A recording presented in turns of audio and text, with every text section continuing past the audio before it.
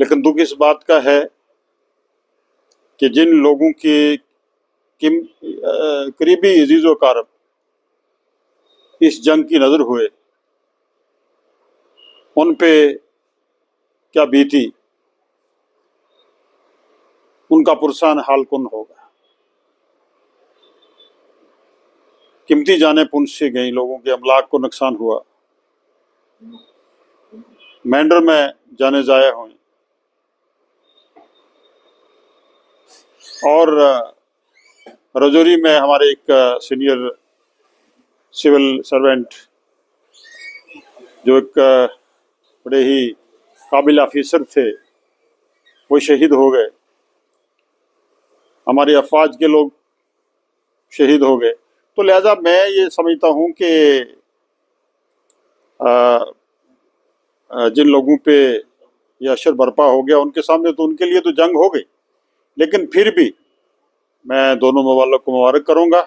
मैं अपनी लीडरशिप को, देश की leadership, honourable prime minister of India को मैं मुबारक करूँगा कि उन्होंने इस पे पहल की और सीज फायर का ऐलान किया।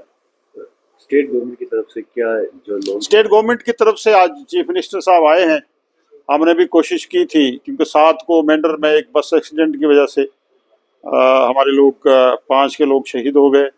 कुछ लोगों को जम्मू और दूसरे मेडिकल इंस्टीट्यूशन में शिफ्ट करना पड़ा, और 7 को रात, 7 और 8 की शब को रात को ये यहाँ क़यामत बर्पा हुई, और 9 को हम सुरकोट में पहुँच गए थे। हमने कोशिश की थी कि हम पुंछ में आए, लेकिन सीज फायर वायलेशन इतना हो रहा था, शेलिंग इतनी हो रही थी कि उसमें कोई भी आदमी आगे नहीं निकल पाया। और 9 को ही, क्योंकि मैंने सुरकोट हेडक्वार्टर रखा था, 9 को वहाँ शेलिंग हुई, और जब ये मसला ज़्यादा बढ़ गया तो मुझे फिर श्रीनगर जाना पड़ा, और कल मैं श्रीनगर में था। आज फिर ऑनरेबल चीफ मिनिस्टर के साथ यहाँ आए हैं।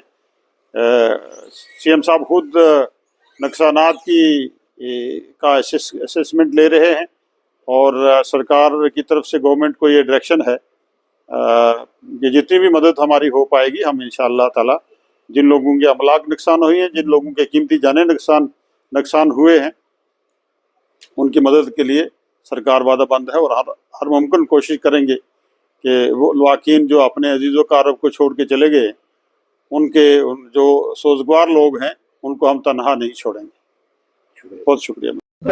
रुक जाओ ना यार, जो 3-4 दिन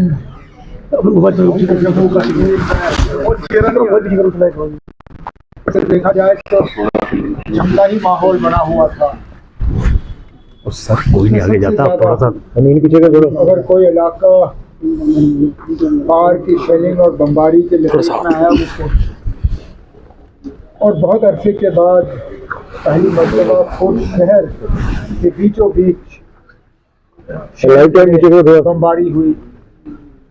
इसमें हमारी अपना तेरा ऊपर चले जाओ, मैंने आगे करता हूं। कीमती जाने जो है वो हमने गंवाई।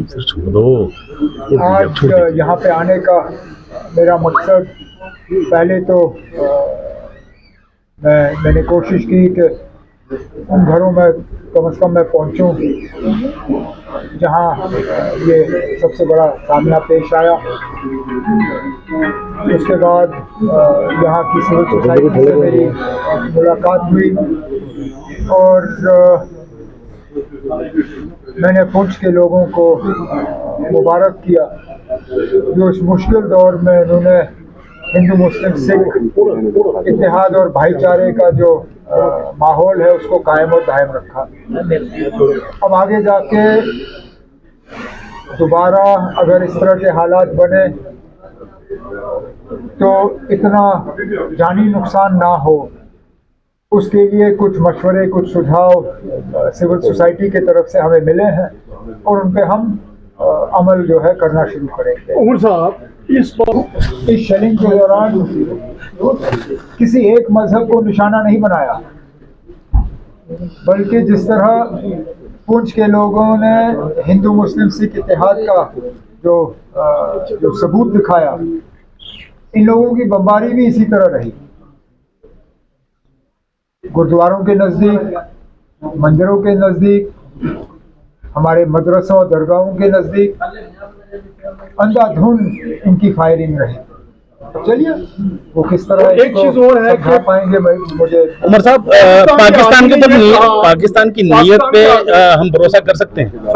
अब तो उनकी नीयत, अब मेरे पास कौन सी ऐसी जादू की छड़ी है कि मैं उस छड़ी का इस्तेमाल करके उनकी नीयत के बारे में आपको जवाब दे सकूँ। उनकी नीयत क्या है क्या नहीं है वो तो वही कह सकते हैं। उनकी नीयत मैं तो सिर्फ जो ज़मीनी हालात हैं उनको देख के बात कर सकता हूँ। और फिलहाल जो खबरें आ रही हैं, अब लगभग 24 घंटे हो गए, सीज फायर जो है वो लगभग कायम और दायम है। पाकिस्तान की आर्मी एक चीज और कह रही है कि इंडियन आर्मी ने गुरुद्वारा को टारगेट किया, बहुत बड़ा फॉल्स प्रोपेगेंडा जो 2 दिन से अब वो तो फॉल्स प्रोपेगेंडा करेंगे ही। हकीकत क्या है, असलियत क्या है वो आप जानते हो, मैं जानता हूँ, दुनिया जानती है। अब इस हकीकत को वो तस्लीम करें ना करें, मैं इसमें क्या कहूँ। सर, जम्मू कश्मीर सरकार कंपनसेट किस तरीके से कर रही है जो यहाँ डैमेज हुआ है?